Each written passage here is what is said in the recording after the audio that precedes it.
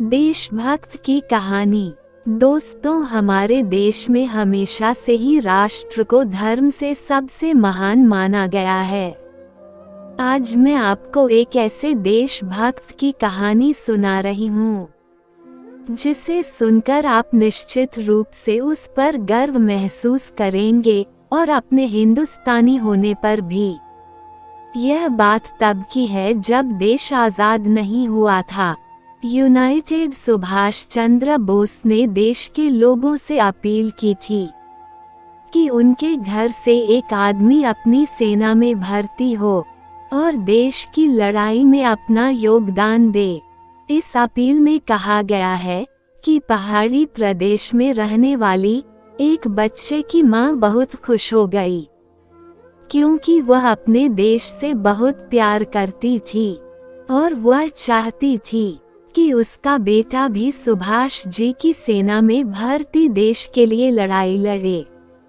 जब बूढ़ी माँ के बेटे को उनकी इच्छा पता चली तो वह भी खुशी खुशी सेना में भर्ती होने के लिए तैयार हो गए और अपनी माँ के आशीर्वाद से सेना में भर्ती के लिए पहुँच गए। इस सेना में भर्ती के लिए जब कर्नल से सबसे ज्यादा पूछताछ की जा रही थी, तब कर्नल ने लड़के से पूछा कि वह कितने साल का है और उसके घर में कौन कौन है।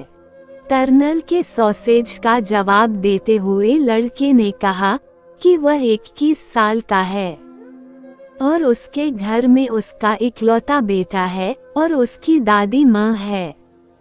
लड़के की बातों से आहत होकर कर्नल ने उसे सेना में भर्ती करने के लिए मना कर दिया, क्योंकि सरदार सुभाष चंद्र का आदेश था कि घर के इकलौते बेटे को सेना में भर्ती न किया जाए, जिससे परिवार का सहारा कहीं न जाए। हालांकि लड़के ने कर्नल की बहुत सारी विनती की और उसे सेना में भर्ती कर लेने के लिए कहा, लेकिन कर्नल ने उसे एक न दिया और उसे वापस घर जाने के लिए कहा।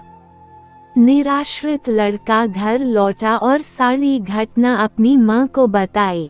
इस दुख को उसकी मां ने सहन नहीं किया और आखिरी कुछ शब्द बोलकर उसने अपना देह त्याग दिया।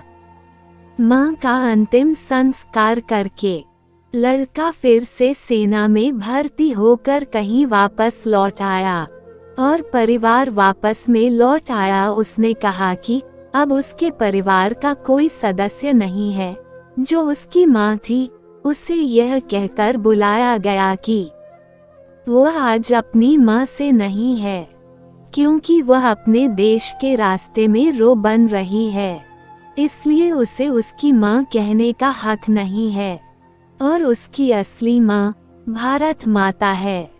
इन सारी बातों का सार जब पता चला तो उन्होंने इस देशभक्त माता की आराधना की और उनके पुत्रों को सेना में भर्ती कर लिया और उन्हें कैप्टन के पद पर नियुक्त कर दिया।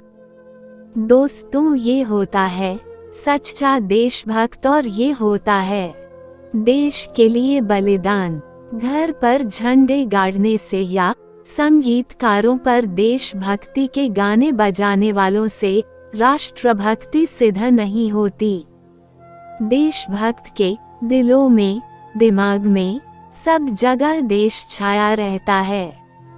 भारत में ऐसे देशभक्तों की कोई कमी नहीं है। ऐसे देशभक्तों को सलाम। भारत माता को सलाम। आप भी कमेंट बॉक्स में लिखिए दो। जय हिंद। दोस्तों, ऐसी ही मजेदार कहानियाँ सुनने के लिए वीडियो को लाइक करके चैनल को सब्सक्राइब कर देना।